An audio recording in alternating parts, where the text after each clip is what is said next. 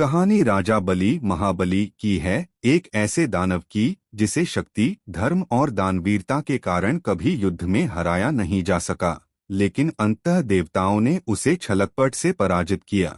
महाबली राजा बलि की कथा। राजा बलि प्रहलाद का पौत्र और असुरों का महान सम्राट था। वह इतना शक्तिशाली था कि उसने तीनों लोक, पृथ्वी, स्वर्ग और पाताल पर अधिकार कर लिया। लेकिन बलि केवल बलवान ही नहीं था, वह धर्मात्मा, न्यायप्रिय और अद्भुत दानवीर भी था। उसकी प्रजा उसे देवता समान पूजती थी। देवताओं को उससे एक ही भय था, उसे युद्ध में हराया नहीं जा सकता था। इसलिए देवताओं ने युद्ध नहीं, छल का मार्ग चुना।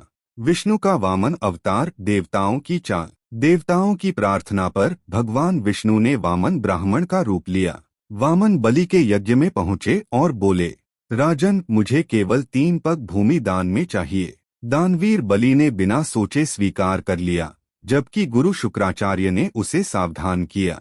छल का प्रकट होना। जैसे ही दान स्वीकृत हुआ, वामन ने विशाल त्रिविक्रम रूप धारण कर लिया। पहले पग में पृथ्वी, दूसरे पग में स्वर्ग, अब तीसरा पग रखने को कोई स्थान नहीं बचा। बलि समझ गया कि यह छल है, फिर भी उसने अपना सिर आगे कर दिया और कहा, प्रभु, तीसरा पग मेरे शीश पर रखिए, पराजय पर अपमान नहीं। भगवान विष्णु ने बलि को पाताल लोक भेज दिया, लेकिन उसकी भक्ति और सत्य के कारण उसे वरदान दिया। वह अमर रहेगा, हर वर्ष ओणम पर अपनी प्रजा से मिलने आएगा, उसे महानतम राजाओं में गिना जाएगा। कथा का संदेश। बलि युद्ध में कभी पराजित नहीं हुआ। देवताओं ने छलकपट से उसे हटाया, फिर भी वह आज भी धर्म, दान और त्याग का प्रतीक है। इसीलिए कहा जाता है, कभी कभी हारने वाला नहीं, छल करने वाला छोटा होता है। बहुत समय पहले अयोध्या के राजा हरिश्चंद्र सत्य और धर्म के लिए पूरे आर्यावर्त में प्रसिद्ध थे। वे कभी भी झूठ नहीं बोलते थे और अपने वचन से पीछे नहीं हटते थे, चाहे परिस्थिति कितनी ही कठिन क्यों न हो। एक दिन ऋषि विश्वामित्र ने राजा की सत्यनिष्ठा की परीक्षा लेने का निश्चय किया। उन्होंने राजा से दान में उनका पूरा राज्य मांग लिया। राजा हरिश्चंद्र ने बिना हिचकिचाए अपना राज्य दान कर दिया। लेकिन विश्वामित्र यहीं नहीं रुके, उन्होंने दक्षिणा के रूप में और धन मांगा। राजा के पास अब कुछ भी नहीं बचा था। वचन निभाने के लिए उन्होंने अपनी पत्नी रानी तारामती और पुत्र रोहिताश्व को बेच दिया और स्वयं काशी में एक श्मशान घाट पर चांडाल बनकर काम करने लगे। वहां उनका काम था शवों का अंतिम संस्कार करना और कर वसूलना। एक दिन दुर्भाग्यवश उनके पुत्र रोहिताश्व की सर्पदंश से मृत्यु हो गई। रानी तारामती अपने पुत्र का शव लेकर श्मशान पहुंची, लेकिन कर न होने के कारण अंतिम संस्कार नहीं कर पा रही थीं। राजा हरिश्चंद्र ने अपने धर्म का पालन करते हुए अपनी पत्नी से भी कर मांगा, हालांकि उनका हृदय टूट चुका था। रानी ने अपनी साड़ी का आधा भाग कर के रूप में दे दिया। जैसे ही संस्कार होने वाला था, राजा ने सत्य और धर्म की रक्षा के लिए स्वयं अपने प्राण त्यागने का निश्चय किया। तभी ऋषि विश्वामित्र प्रकट हुए और उन्होंने राजा की परीक्षा समाप्त की। देवताओं ने आशीर्वाद दिया और राजा हरिश्चंद्र को उनका राज्य, परिवार और सम्मान सब वापस मिल गया। राजा हरिश्चंद्र सत्य, त्याग और धर्म की अमर मिसाल बन गए। शिक्षा। सत्य और धर्म का मार्ग कितना ही कठिन क्यों न हो, अंत में विजय उसी की होती है जो सच्चा और निष्ठावान होता है। बहुत समय पहले की बात है। पृथ्वी पर एक राजा रहता था, राजा मदनकेतु। वह अत्यंत शक्तिशाली, धनवान और पराक्रमी था। प्रजा उससे डरती थी, देवताओं तक का वह अपमान करता था। उसका एक ही वाक्य था, मैं ही भगवान हूँ। राजा दान भी करता था, मंदिर भी बनवाता था, लेकिन सिर्फ दिखावे के लिए। उसके हृदय में करुणा नहीं, केवल अहंकार था। वह साधुओं को अपमानित करता, गरीबों को कुचलता और निर्दोषों पर अत्याचार करता। एक दिन अचानक राजा की मृत्यु हो गई। राजा मदनकेतु को यमदूत यमलोक ले आए। धर्मराज यम ने उसके कर्मों की पुस्तक खोली। राजा बोला, मैंने दान दिया है, मंदिर बनवाए हैं, मुझे स्वर्ग मिलना चाहिए। धर्मराज गंभीर स्वर में बोले, दान से नहीं, भाव से धर्म होता है। तूने धर्म का मुखौटा पहनकर अधर्म किया है। यम ने चित्रगुप्त से कहा, इसे सबसे भयानक सजा दी जाए। सबसे खतरनाक सजा, अहंकार चक्र। यह सजा सिर्फ उन्हीं को मिलती है जो खुद को भगवान से बड़ा समझते हैं। राजा को एक विशाल अग्निचक्र में डाल दिया गया। हर चक्कर में वह वही अत्याचार खुद पर सहता जो उसने दूसरों पर किए थे। वह चिल्लाता, लेकिन उसकी आवाज उसी तक लौट आती। न आग जलाकर मारती थी, न मृत्यु आती थी, सिर्फ पश्चाताप। हजारों वर्षों तक राजा हर पल टूटता रहा। अंत में वह रो पड़ा, मैं कुछ नहीं हूँ, सब ईश्वर हैं। यमराज का अंतिम वचन धर्मराज बोले, यही सच्चा धर्म है। अहंकार का अंत, तब जाकर उसे मुक्ति का मार्ग मिला। सीख, धर्मराज की सबसे खतरनाक सजा पाप से ज्यादा अहंकार को मिलती है। जो खुद को सबसे ऊपर समझता है उसे खुद के कर्म ही सबसे ज्यादा जलाते हैं। कर्मों का न्याय।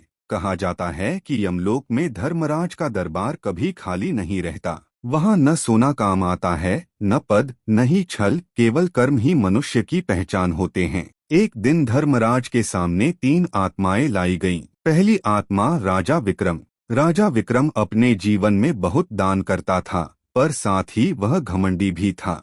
प्रजा की बात कम सुनता और अपने अहंकार में कई निर्दोषों को दुख देता। धर्मराज ने चित्रगुप्त से कहा, इसके कर्म पढ़े जाएं। चित्रगुप्त बोले, महाराज, दान बहुत किया पर दया नहीं थी, शक्ति का दुरुपयोग भी किया। धर्मराज ने निर्णय दिया, इसे कुछ समय तक ऐसे लोक में भेजा जाए जहां यह सामान्य मनुष्य बनकर भूख, अपमान और परिश्रम का अनुभव करे, ताकि अहंकार टूटे। राजा विक्रम सिर झुकाकर चला गया।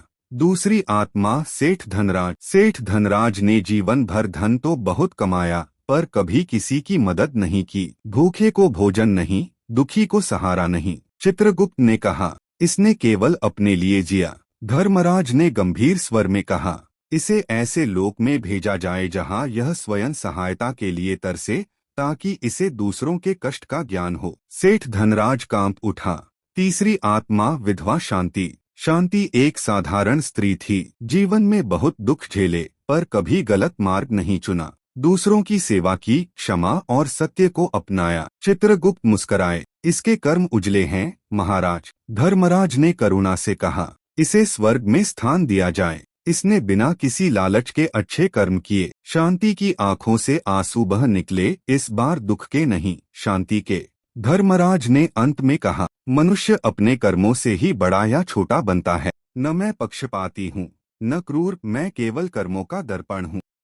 सृष्टि के प्रारंभ में जब देवता और असुर अपने अपने अहंकार में डूबे थे, तब ब्रह्मांड का संतुलन बिगड़ने लगा। धन, सुख और समृद्धि का अभाव होने लगा। तब भगवान विष्णु ने देवताओं से कहा, जब तक क्षीर सागर से दिव्य शक्तियां प्रकट नहीं होंगी, तब तक संसार में संतुलन नहीं आएगा। देवताओं और असुरों ने मिलकर समुद्र मंथन आरंभ किया। मंदराचल पर्वत मथनी बना और वासुकी नाग रस्सी। जैसे ही मंथन आगे बढ़ा, समुद्र की गहराइयों में छिपी दिव्य ऊर्जा जाग उठी। अचानक एक अद्भुत प्रकाश क्षीरसागर से फूटा। लहरें थम गईं, आकाश सुगंध से भर गया और कमल पुष्पों की वर्षा होने लगी। उसी प्रकाश के मध्य से स्वर्ण आभा से युक्त एक दिव्य कन्या प्रकट हुई। वे थीं माँ लक्ष्मी। माँ लक्ष्मी कमल पर विराजमान थीं। उनके हाथों से सोने के कण झर रहे थे और जहाँ वे गिरते वहाँ सुख, शांति और समृद्धि जन्म लेती। देवता मंत्रोच्चार करने लगे, अप्सराएं नृत्य करने लगीं और स्वयं प्रकृति आनंदित हो उठी। माँ लक्ष्मी ने चारों दिशाओं में दृष्टि डाली। उनका हृदय करुणा से भरा था, पर वे ऐसे स्थान की खोज में थीं जहाँ धर्म, करुणा और संतुलन हो। तभी उन्होंने भगवान विष्णु को देखा, शांत, स्थिर और सृष्टि के रक्षक।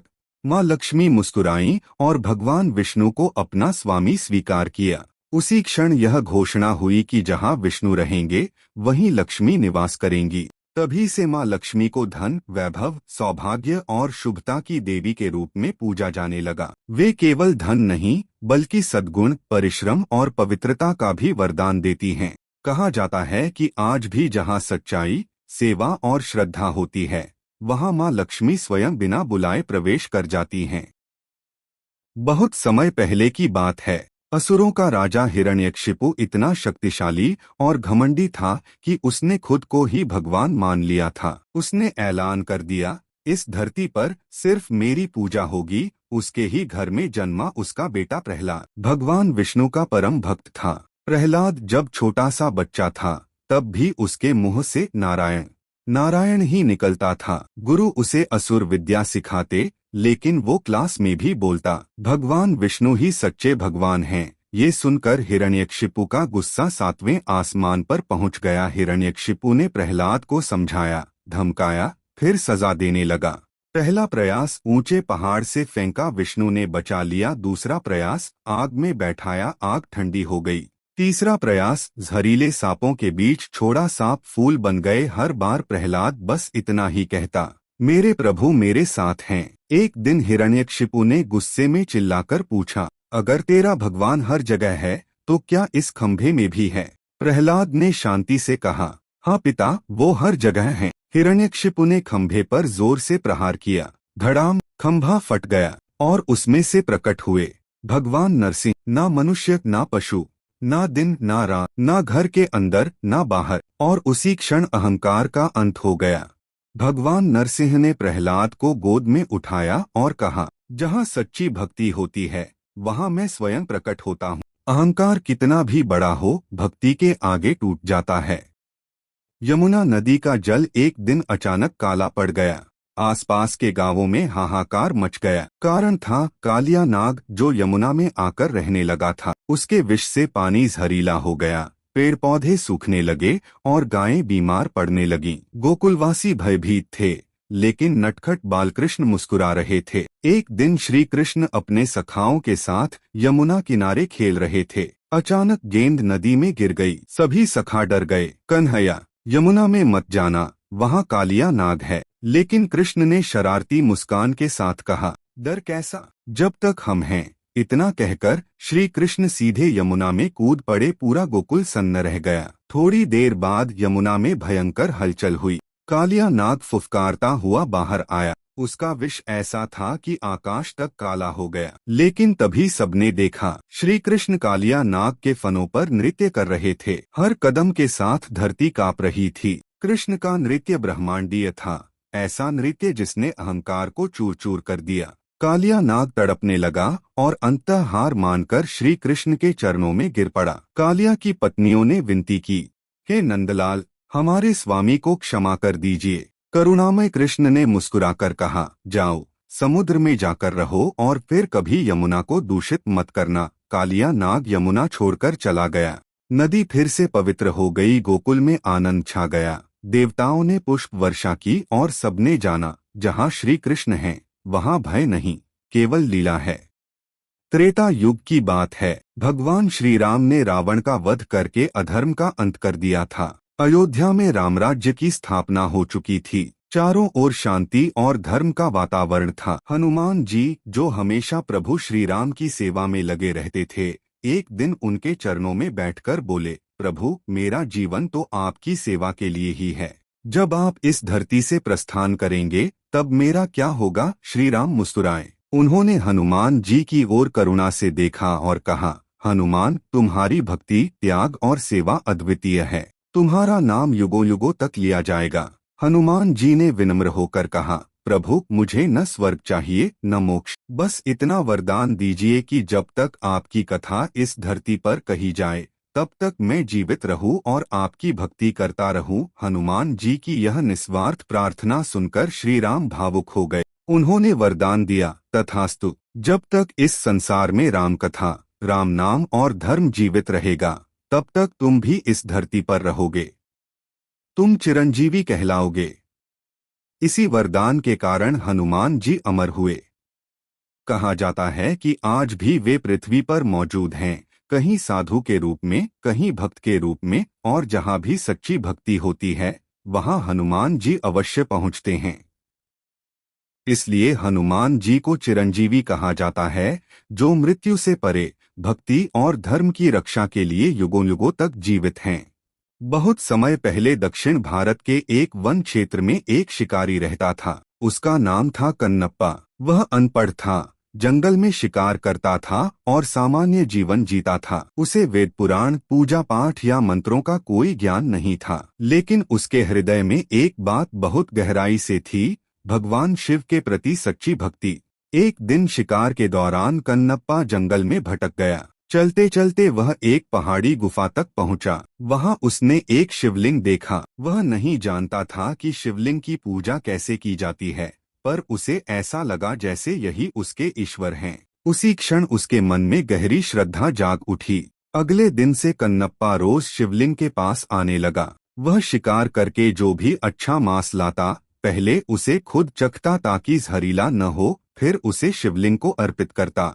वह अपने मुंह से पानी लाकर शिवलिंग पर चढ़ाता और जंगल के फूल अर्पण करता। बाहर से देखने पर यह पूजा अशुद्ध लगती थी, लेकिन उसकी भावना पूरी तरह निर्मल थी। भगवान शिव उसकी भक्ति की परीक्षा लेना चाहते थे। एक दिन शिवलिंग से रक्त बहने लगा, जैसे वह घायल हो। यह देखकर कन्नप्पा घबरा गया। उसे लगा कि उसके भगवान को चोट लगी है। उसने तुरंत अपनी कमर से तीर निकाला और अपनी एक आंख निकालकर शिवलिंग पर रख दी ताकि रक्त रुक जाए। कुछ समय बाद शिवलिंग से दूसरी ओर से भी रक्त बहने लगा। अब कन्नप्पा बिना सोचे समझे अपनी दूसरी आंख निकालने को तैयार हो गया, लेकिन उसे डर था कि आंख रखने की जगह कैसे पहचानेगा। उसने अपना पैर शिवलिंग पर रखकर निशान बनाया और जैसे ही दूसरी आंख निकालने लगा, उसी क्षण भगवान शिव प्रकट हो गए। उन्होंने कन्नप्पा का हाथ पकड़ लिया और कहा, हे कन्नप्पा, रुक जाओ, तुम्हारी भक्ति सबसे महान है। भगवान शिव ने कन्नप्पा की दोनों आंखें लौटा दी और उसे आशीर्वाद दिया। उन्होंने कहा कि सच्ची भक्ति विधि से नहीं, भावना से होती है। उसी दिन कन्नप्पा को शिव के महान भक्तों में सर्वोच्च स्थान मिला और वह नयनार संत कन्नप्पा कहलाया। यह कथा हमें सिखाती है कि भगवान को पाने के लिए ज्ञान या आडंबर नहीं, बल्कि निस्वार्थ प्रेम और सच्चा हृदय चाहिए। बहुत समय पहले की बात है, जब हिमालय की वादियों में घने देवदार के जंगल फैले हुए थे। इन्हीं जंगलों में एक शक्तिशाली राक्षसी रहती थी, जिसका नाम हिडिंबा था। वह दिखने में भले ही राक्षसी थी, लेकिन उसके मन में बुराई नहीं थी। वह जंगलों की रक्षा करती थी और प्रकृति से गहरा प्रेम करती थी। एक दिन पांडव अपने वनवास के दौरान मनाली के पास आ पहुँचे। हिडिंबा ने जब भीम को देखा तो वह उसकी ताकत, सच्चाई और दयालु स्वभाव से बहुत प्रभावित हुई। धीरे धीरे उसका हृदय बदल गया और वह राक्षसी से एक नेक और करुणामयी स्त्री बन गई। भीम और हिडिंबा का विवाह हुआ और उनका एक पुत्र हुआ, घटोत्कच, जो आगे चलकर एक महान योद्धा बना। कुछ समय बाद पांडव अपने मार्ग पर आगे बढ़ गए, लेकिन हिडिंबा ने जंगल में रहकर तपस्या करने का निर्णय लिया। कहा जाता है कि अपनी तपस्या और अच्छे कर्मों के कारण हिडिंबा को देवी का स्थान मिला। उसी स्थान पर जहां उन्होंने तपस्या की थी, बाद में हिडिंबा माता मंदिर का निर्माण हुआ। यह मंदिर बिना घंटियों के शांत देवदार के जंगलों के बीच स्थित है, जो माता की सरलता और प्रकृति से जुड़ाव को दर्शाता है। आज भी लोग मानते हैं कि हिडिंबा माता मनाली की रक्षा करती हैं और सच्चे मन से मांगी गई हर प्रार्थना सुनती हैं। बहुत समय पहले की बात है, देवताओं और असुरों के बीच एक भयंकर युद्ध हुआ था। युद्ध के बाद देवता जीत तो गए, लेकिन ब्रह्मांड में अजीब सी अव्यवस्था फैल गई। कोई भी शुभ काम बिना रुकावट के पूरा नहीं हो रहा था। कभी रास्ते में बाधा आ जाती, तो कभी गलत समय पर काम बिगड़ जाता। देवता चिंतित होकर ब्रह्मा जी के पास पहुँचे। ब्रह्मा जी ने कहा, इस समस्या का समाधान केवल वही कर सकता है जो बुद्धि, विवेक और विघ्नों का स्वामी हो। तभी भगवान शिव ने मुस्कुराते हुए कहा, वह शक्ति मेरे पुत्र गणेश में है। लेकिन देवताओं के मन में एक प्रश्न था, सबसे पहले किस देवता की पूजा हो। इसका निर्णय करने के लिए एक दिव्य प्रतियोगिता रखी गई। नियम था, जो देवता पूरे ब्रह्मांड की परिक्रमा करके सबसे पहले लौटेगा, वही सर्वप्रथम पूज्य होगा। कार्तिकेय तुरंत अपने मोर पर सवार होकर निकल पड़े, लेकिन गणेश जी सोच में पड़ गए। उनका वाहन तो छोटा सा मूषक था। तभी गणेश जी ने अपनी बुद्धि का उपयोग किया। उन्होंने अपने माता पिता शिव और पार्वती की 3 बार परिक्रमा की और कहा, मेरे लिए माता पिता ही पूरा ब्रह्मांड हैं। शिव और पार्वती अत्यंत प्रसन्न हुए। उन्होंने घोषणा की, जो बुद्धि से जीते वही सच्चा विजेता है। उसी क्षण यह वरदान दिया गया कि आज से संसार का कोई भी शुभ कार्य गणेश की पूजा के बिना पूर्ण नहीं होगा। वह हर कार्य से पहले विघ्नों को हरेंगे और सफलता का मार्ग बनाएंगे। तभी से गणेश जी कहलाए विघ्नहर्ता, प्रथम पूज्य, बुद्धि और शुभ आरंभ के देवता। बहुत प्राचीन समय की बात है। कहा जाता है कि कलियुग में भगवान विष्णु स्वयं धरती पर अवतरित हुए और तिरुमला की 7 पहाड़ियों पर वास किया। इन्हें ही आज हम तिरुपति बालाजी श्री वेंकटेश्वर के नाम से जानते हैं। एक बार वैकुंठ में महर्षि भृगु ने भगवान विष्णु के वक्षस्थल पर पैर रख दिया। यह देखकर माता लक्ष्मी आहत हो गईं और वैकुंठ छोड़कर पृथ्वी पर चली आईं। माता लक्ष्मी को ढूंढते हुए भगवान विष्णु भी नीलगिरी, आज की तिरुमला पहाड़िया पर आ गए और वहीं तपस्या करने लगे।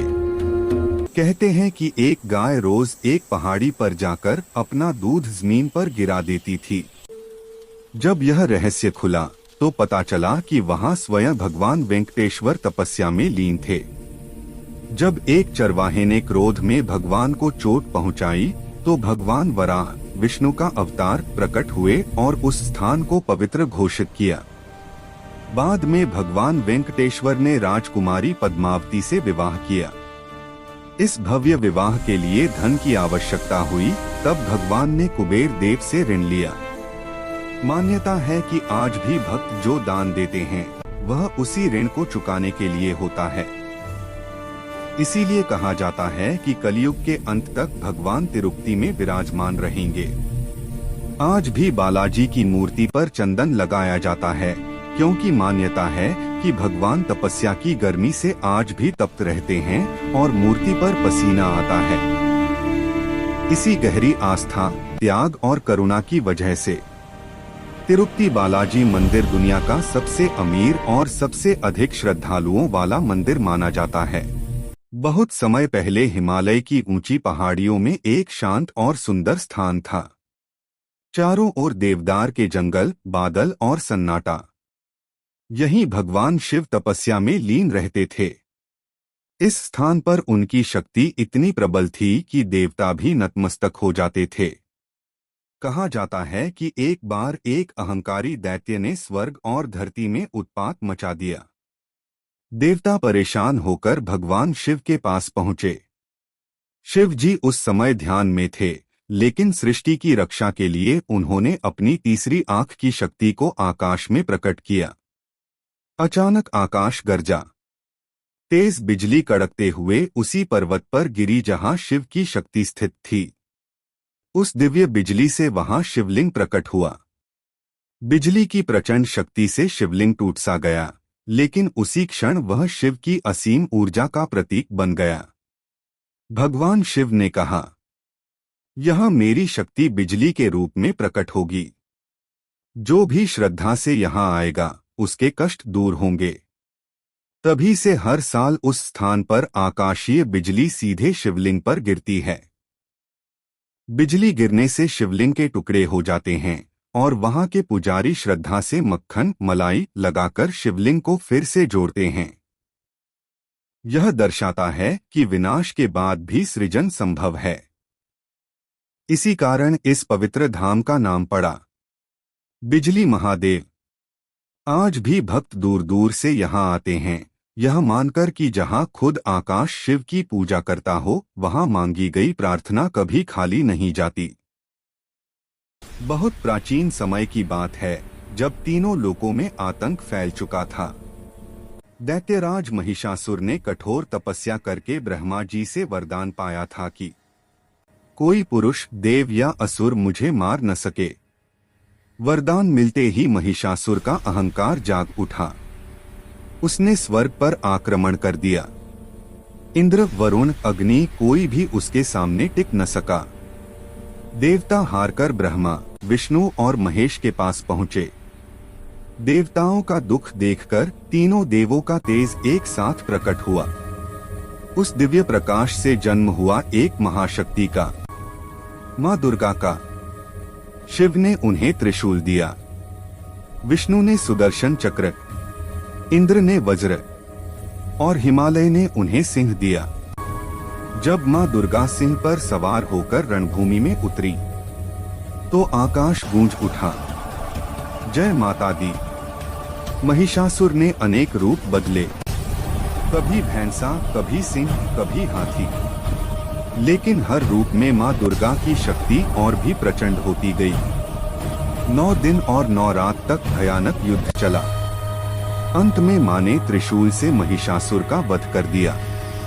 उस दिन अधर्म का अंत हुआ और धर्म की विजय हुई। देवताओं ने कहा, हे माँ, जब जब धरती पर अधर्म बढ़ेगा तब तब आप किसी न किसी रूप में अवतार लेंगी। आज भी माँ दुर्गा न्याय, शक्ति और करुणा की प्रतीक हैं। जो सच्चे मन से उन्हें पुकारता है, माँ उसकी हर बाधा हर लेती हैं। किष्किंधा वन में वानरों का एक अद्भुत राज्य था। उसी राज्य में जन्मा था एक वानर बाली। बचपन से ही उसमें कुछ अलग था। जहाँ दूसरे वानर खेलते कूदते थे, बाली सूर्योदय से पहले उठकर जंगल की पहाड़ियों में कठिन अभ्यास करता। लेकिन बाली की असली परीक्षा तब शुरू हुई जब मायावी नाम का एक शक्तिशाली राक्षस किष्किंधा पर आक्रमण करने आया। मायावी ने बाली को युद्ध के लिए ललकारा। बाली ने राज्य की रक्षा के लिए उसे चुनौती स्वीकार कर ली। मायावी युद्ध के दौरान एक गुफा में भाग गया। बाली उसके पीछे पीछे गुफा में चला गया और अपने भाई सुग्रीव से कहा, अगर बहुत देर हो जाए और गुफा से रक्त निकले तो समझ लेना मैं हार गया। गुफा के अंदर भयंकर युद्ध हुआ। वर्षों तक चलता रहा वह संघर्ष। बाहर सुग्रीव ने गुफा से रक्त बहते देखा और दुख में समझ लिया कि बाली मारा गया। उसने गुफा बंद कर दी, पर सच्चाई कुछ और थी। गुफा के भीतर बाली ने मायावी को परास्त कर दिया था। जब वह बाहर निकला और देखा कि गुफा बंद है, तब उसे गहरा आघात लगा। लेकिन उसी क्षण बाली ने संकल्प लिया, अब मेरी शक्ति केवल शरीर की नहीं, धैर्य और अनुभव की भी होगी। तपस्या और युद्ध के अनुभव से बाली इतना प्रबल हो गया कि देवताओं ने उसे वरदान दिया, जो भी बाली के सामने युद्ध करेगा उसकी आधी शक्ति अपने आप बाली में चली जाएगी। इसी वरदान ने बाली को लगभग अजेय बना दिया। बड़े से बड़ा योद्धा भी उसके सामने टिक नहीं पाता था। पर कहानी यहीं नहीं रुकती।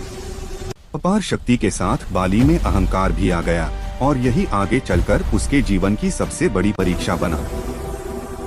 बहुत समय पहले की बात है। देवताओं और ग्रहों में यह चर्चा होने लगी कि सबसे अधिक शक्तिशाली ग्रह कौन है। सूर्य बोले, मेरे बिना जीवन नहीं। चंद्रमा ने कहा, मैं मन को नियंत्रित करता हूँ। मंगल ने अपनी वीरता गिनाई। बुध ने बुद्धि, गुरु ने ज्ञान और शुक्र ने सुख समृद्धि का गुण बताया। सबने अपनी अपनी शक्ति दिखाई, पर शनि देव शांत बैठे रहे। तभी देवर्षि नारद ने प्रश्न किया, शनि देव आप कुछ नहीं कहेंगे? लोग तो आपसे सबसे अधिक डरते हैं। शनि देव ने शांत स्वर में कहा, मैं डर नहीं देता, मैं न्याय देता हूँ। यह सुनकर सभी चकित हो गए। नारद जी ने परीक्षा लेने की सोची। उन्होंने सभी ग्रहों को पृथ्वी पर भेजा कि वे मनुष्यों को अपनी अपनी शक्ति दिखाएं। कोई सुख दे रहा था, कोई ज्ञान, कोई यश। लेकिन जब शनि देव आए तो उन्होंने न तो धन छीना, न ही जीवन को नष्ट किया। उन्होंने केवल लोगों के कर्मों का फल देना शुरू किया। जो अहंकारी थे उन्हें संघर्ष मिला, जो मेहनती और सच्चे थे उन्हें धीरे धीरे सफलता मिली, जो गलत मार्ग पर थे उन्हें समय ने सबक सिखाया। लोग समझने लगे कि शनि देव दंड देने वाले नहीं बल्कि कर्म सुधारने वाले हैं। तब ब्रह्मा जी स्वयं प्रकट हुए और बोले, शनि तुम सबसे शक्तिशाली इसलिए हो क्योंकि तुम समय हो, धैर्य हो और न्याय हो। बाकी ग्रह फल देते हैं पर तुम मनुष्य को बदल देते हो। उस दिन से सभी ग्रहों ने मान लिया कि शनि देव सबसे शक्तिशाली हैं, क्योंकि जो समय और कर्म को नियंत्रित करे उससे बड़ा कोई नहीं। श्रवण कुमार एक पुत्र जो भगवान से भी बड़ा बना। बहुत समय पहले की बात है। एक छोटा सा गांव था जहां एक गरीब लेकिन संस्कारी परिवार रहता था। उसी परिवार में जन्म हुआ श्रवण कुमार का एक ऐसा पुत्र जिसकी मिसाल आज भी दी जाती है। श्रवण कुमार के माता पिता जन्म से ही नेत्रहीन थे। उनके लिए दुनिया अंधेरी थी, लेकिन श्रवण कुमार उनके लिए आंखें, सहारा और पूरी दुनिया था। बचपन से ही उसने अपने सुख दुख से ज्यादा माता पिता की जरूरतों को महत्व दिया। जब उसके दोस्त खेलते, श्रवण पानी भरता। जब बच्चे सोते, श्रवण माता पिता की सेवा करता। कभी उसने शिकायत नहीं की, उसके चेहरे पर हमेशा शांति और श्रद्धा रहती।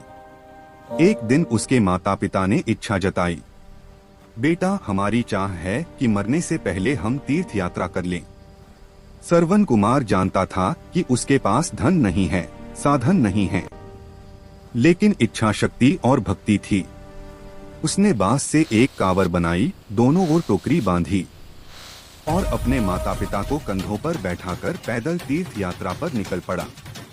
धूप हो या बारिश, जंगल हो या पहाड़, श्रवण कभी नहीं रुका। रात को माता पिता से पूछता, माँ, थक तो नहीं गई? पिताजी, पानी पी लीजिए। उसकी आवाज में इतना प्रेम था कि मां बाप का दर्द भी हल्का हो जाता था। एक दिन जंगल में दुर्भाग्यवश एक घटना घटी। श्रवण कुमार घायल हो गया, लेकिन दर्द में भी उसके होठों से यही शब्द निकले, मेरे माता पिता को कुछ मत होने देना। उसका शरीर शांत हो गया, लेकिन उसकी भक्ति अमर हो गई। कहा जाता है कि उस दिन देवताओं ने भी कहा, आज धरती पर एक पुत्र ने हमें भी झुका दिया। सीख। श्रवण कुमार हमें सिखाता है कि सच्ची भक्ति मंदिरों में नहीं, माता पिता की सेवा में होती है। शुरुआती जीवन। मुकेश अंबानी का जन्म 19 अप्रैल 1957 को यमन अडेन में हुआ। उनके पिता धीरूभाई अंबानी एक साधारण परिवार से थे और मां कोकिलाबेन अंबानी थीं। कुछ साल बाद परिवार भारत लौट आया और मुंबई में बस गया। पढ़ाई और सोच। मुकेश अंबानी ने हिलग्रेंज हाई स्कूल, मुंबई से पढ़ाई की। बाद में केमिकल इंजीनियरिंग की पढ़ाई आईआईटी बॉम्बे से की। फिर एमबीए के लिए स्टैनफोर्ड यूनिवर्सिटी, यूएसए गए, लेकिन पिता के बिजनेस को संभालने के लिए बीच में ही पढ़ाई छोड़कर भारत लौट आए। यही फैसला उनके जीवन का सबसे बड़ा टर्निंग पॉइंट बना।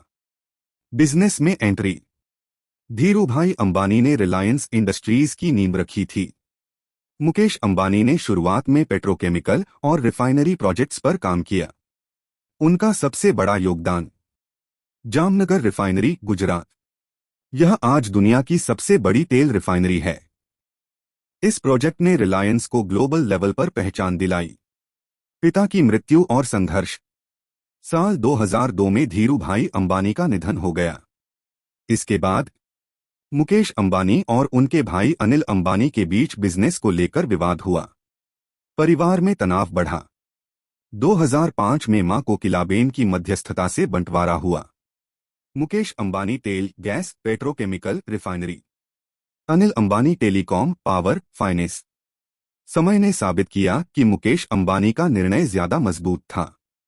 रिलायंस का विस्तार। मुकेश अंबानी ने रिलायंस को कई नए क्षेत्रों में फैलाया।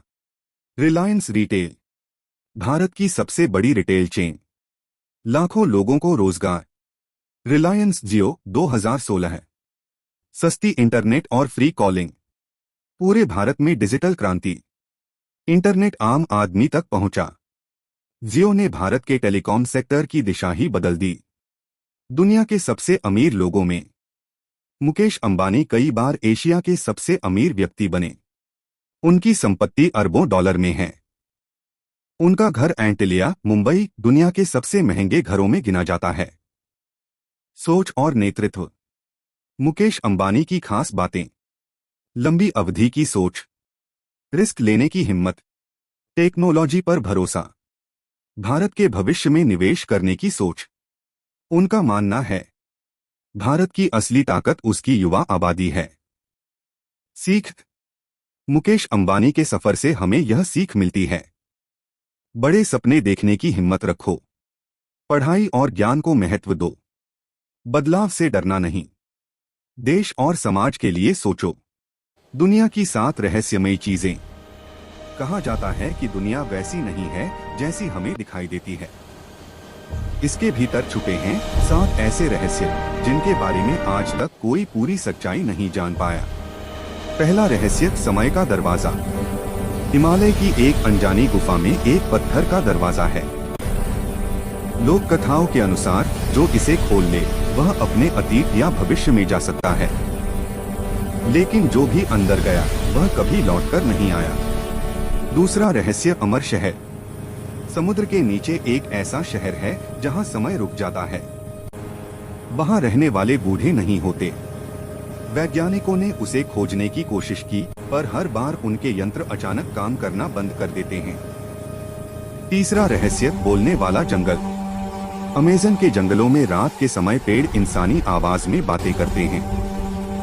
कहा जाता है कि ये आवाजें उन लोगों की आत्माएं हैं जो जंगल का सम्मान नहीं कर पाए। चौथा रहस्य, खोई हुई किताब। एक किताब जिसमें दुनिया का पूरा इतिहास लिखा है, भविष्य तक का भी। इसे आखिरी बार मिस्र में देखा गया था। कहते हैं जो इसे पढ़ ले वह सच और झूठ में फर्क करना भूल जाता है। पांचवा रहस्य, बिना साया वाला आदमी।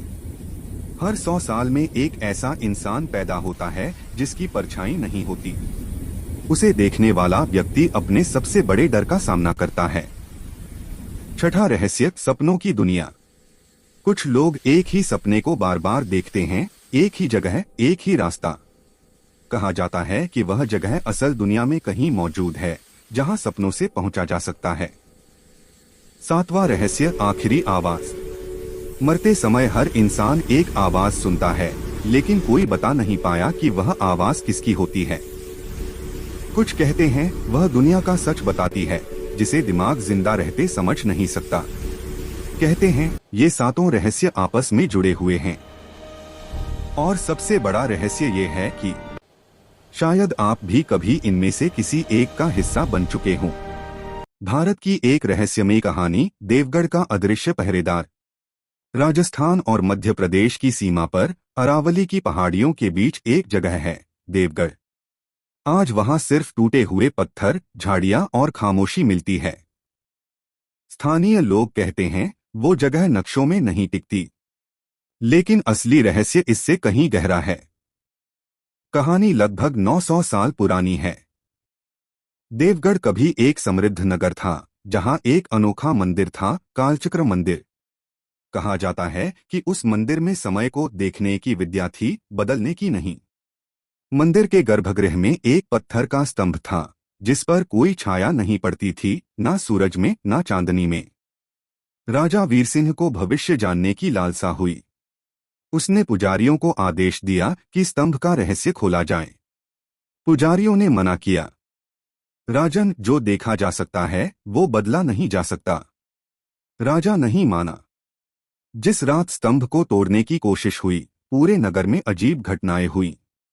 घोड़े बिना आवाज के भागने लगे, दिए बिना हवा के बुझ गए और मंदिर की घंटियां अपने आप बजने लगीं। सुबह होते होते देवगढ़ खाली था, एक भी शव नहीं, खून का एक कतरा नहीं। लोग गायब हो गए। सदियों बाद 1963 में भारतीय पुरातत्व सर्वेक्षण की एक छोटी टीम ने वहां खुदाई शुरू की। टीम लीडर की डायरी में आखिरी पंक्तियां मिली। यहां समय सीधा नहीं चलता। मेरी घड़ी पीछे नहीं जा रही, बल्कि रुक रुक कर सांस ले रही है। हमें कोई देख रहा है पर दिखाई नहीं देता। टीम कभी वापस नहीं आई। सरकारी फाइलों में केस को लैंडस्लाइड बताकर बंद कर दिया गया। आज भी साल में एक रात, अमावस्या से ठीक पहले, देवगढ़ की पहाड़ियों से मंदिर की घंटियों की आवाज आती है, लेकिन वहां कोई मंदिर नहीं है। स्थानीय चरवाहे कहते हैं देवगढ़ नष्ट नहीं हुआ, वो बस समय के पहरे में चला गया। और जो उसे ढूंढने जाता है वो इतिहास नहीं बनता, वो समय से बाहर हो जाता है। गांव के कोने में एक छोटा सा घर था। मिट्टी की दीवारें, टूटा हुआ दरवाजा। और उस घर में रहता था रामदास। रामदास बहुत गरीब था, लेकिन उसकी भक्ति अमीर थी। रोज सुबह 4 बजे उठकर एक ही बात कहता था, हे भगवान, आज भी जिंदा हूं, बस इतना ही तेरा एहसान काफी है। लोग हंसते थे। भक्ति से पेट नहीं भरता रामदास। लेकिन रामदास चुप रहता। बदलने वाला दिन। एक दिन भयानक ठंड थी। रामदास के पास ना कंबल था ना खाना। उसने मंदिर जाकर बस इतना कहा, प्रभु अगर आज भी तूने मेरी परीक्षा ली तो मैं यूज भी प्रसाद समझकर स्वीकार करूंगा। मंदिर बंद था। पुजारी भी नहीं था। रामदास सीढ़ियों पर बैठ गया। आंखों से आंसू बह रहे थे। तभी कुछ हुआ। रात के 12 बजे। मंदिर के बाहर कोई दरवाजा खटखटता है। रामदास घबरा गया। दरवाजा खोला तो देखा एक बूढ़ा आदमी, कपड़े फाटे हुए, पैर कांप रहे थे। बोला, बेटा बहुत ठंड लग रही है, थोड़ा सा जगह मिलेगी? रामदास के पास सिर्फ एक कंबल था। उसने बिना सोचे कंबल बूढ़े को ओढ़ा दिया और खुद जमीन पर बैठ गया। सुबह का चमत्कार। सुबह जब आंख खुली, बूढ़ा आदमी गायब था। लेकिन जहां वो बैठा था वहां मंदिर की मूर्ति के पैरों के निशान थे। और रामदास के घर के बाहर गांव वाले खड़े थे, आंखों में आंसू। मंदिर का दानपत्र रात भर अपने आप पैसों से भर गया था। पुजारी कांपते हुए बोला, आज भगवान खुद आए थे पर हम पहचान नहीं पाए। रामदास ने सिर्फ इतना कहा, भगवान कभी मंदिर में बैंड नहीं होते, वो हमेशा इंसान के रूप में दरवाजा खटखटते हैं। एक ऐसा योद्धा जिसकी मौत भी आशीर्वाद बन गई। महाभारत का रण। भीषण युद्ध चल रहा है। पांडव और कौरव आमने सामने। इसी युद्ध में एक युवा तेजस्वी अपराजित योद्धा प्रवेश करता है। बार्बरिक घटोत्कच का पुत्र। उसकी आंखों में आग, हाथों में 3 अचूक बाण, जिनसे पूरी सेना को पल भर में खत्म किया जा सकता है। श्री कृष्ण बार्बरिक को देखते हैं। वे मुस्कुराते हैं पर उनके भीतर चिंता भी है। कृष्ण पूछते हैं, नरेश तुम किसका साथ दोगे? बार्बरिक दृढ़ता से कहता है, मैं कमजोर का साथ दूंगा। कृष्ण समझ जाते हैं, युद्ध में जिसकी भी सेना कमजोर होगी बार्बरिक उसका साथ देंगे। इससे युद्ध का संतुलन बिगड़ जाएगा। कृष्ण कहते हैं, हे वीर, पांडवों की जीत के लिए तुम्हारा सिर दान चाहिए। युवा बार्बरिक मुस्कुराता है। वह जानता है कि यह मौत नहीं, धर्म की रक्षा है। वह बिना झिझक अपना सिर कृष्ण को सौंप देता है। श्री कृष्ण उसे वरदान देते हैं। कृष्ण कहते हैं, हे श्याम, आज से तुम खाटू श्याम नाम से पूजे जाओगे। मेरे कलयुग के भक्त केवल तुम्हारा नाम जपकर ही मेरी कृपा पाएंगे। जो मन से तुम्हें पुकारेगा उसकी हर मनोकामना पूरी होगी। बार्बरिक का सिर युद्ध देखते हुए प्रसन्न होता है और आकाश में दिव्य प्रकाश फैल जाता है। सदियों बाद राजस्थान के खाटू धाम में एक किसान को मिट्टी के भीतर कुछ चमकता दिखाई देता है। किसान मिट्टी हटाता है और वहां श्याम बाबा का दिव्य शीश मिलता है। धीमी हवा, दिव्य संगीत, गांव में खुशियां, जयकारे। हारे के सहारे खाटू श्याम हमारे। आज भी करोड़ों लोग खाटू धाम में जाते हैं, नारियल अर्पित करते हैं, फूल चढ़ाते हैं और कहते हैं, जो भी आए श्याम दरबार खाली जाए ना कोई।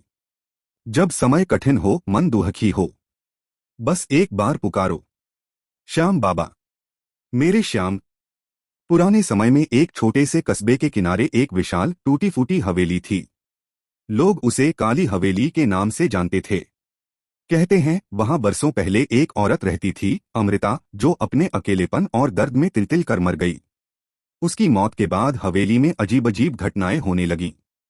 एक रात कस्बे के 3 दोस्त राज, सोनू और मीरा साहस दिखाने के लिए हवेली देखने निकल पड़े।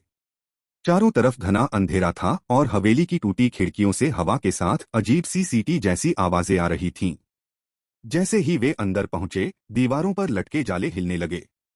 मीरा ने धीरे से कहा, मुझे अच्छा नहीं लग रहा, वापस चलते हैं।